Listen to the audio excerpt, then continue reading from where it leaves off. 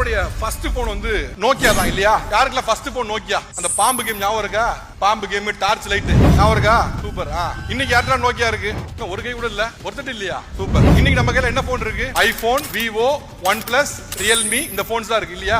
Nokia ஆக்சுவலா போனை தயாரிக்கவே விட்டுட்டான், தெரியுமா தெரியாதா? நோக்கியா போன் தயாரிக்கவே விட்டுட்டான். நோக்கியா 2014 மைக்ரோசாஃப்ட் வித்துட்டாங்க. இப்ப நோக்கியா பழைய நோக்கியா இல்ல, மைக்ரோசாஃப்ட் தயாரிக்கிறாங்க. பேர் நோக்கியா. நோக்கியா வந்து செல்போன் தயாரிக்கிறதுல வெளியே போயிட்டான். ஆனா இன்னமும் நோக்கியா சம்பாதிச்சிட்டு இருக்கான், தெரியுமா? He's earning money. அவன் ஒரு போன் கூட தயாரிக்கல, ஆனா பணம் சம்பாதிச்சிட்டு இருக்கான். அது ₹1 2 இல்ல. யோசிச்சு பாருங்களேன், இவன் பிலாசபி எப்படி இருக்கு பாருங்க. உங்க கையில ஒரு ஐபோன் இருக்கு, இல்ல வந்து ஒரு விவோ இருக்கு, இல்ல ஒரு ஓப்போ இருக்கு, ஏதோ ஒன்னு இருக்கு. அந்த போன் உங்க பாக்கெட்டுக்கு வரதுக்கு முன்னாலேயே நோக்கியா காரனுக்கு சம்பாதிச்சு கொடுத்துதான் உங்க பாக்கெட்டுக்கே வருது. எப்படி தெரியுமா? அவன் 90sல 2000 ஸ்டார்டிங்ஸ்லயே அவன் பண்ண டெக்னாலஜி இருக்குல்ல, எல்லாத்துக்கும் பேட்டர்ன் வாங்கி வச்சிட்டான். எல்லாத்துக்கும் பேட்டர்ன் வாங்கி வச்சிட்டான். 2G 3G 4G 5G எல்லாம் யூஸ் பண்றீங்க இல்லையா?